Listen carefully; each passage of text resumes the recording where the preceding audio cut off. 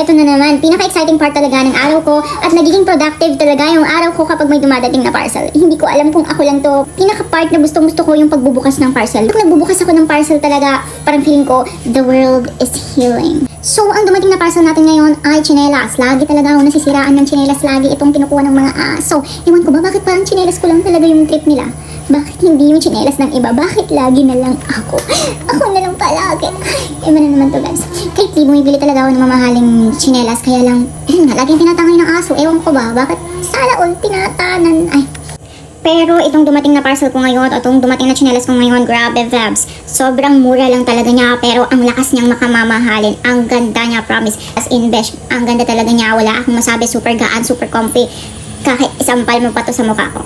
Uy, wag naman. Mabigat lang siya sa paningin, pero pag suot mo na, ang gaan at ang sarap niya talaga sa paa. Kaya kung gusto mo rin ng mukhang mamahalin na tsinelas, pero murang-mura lang talaga, alam mo na, vibes.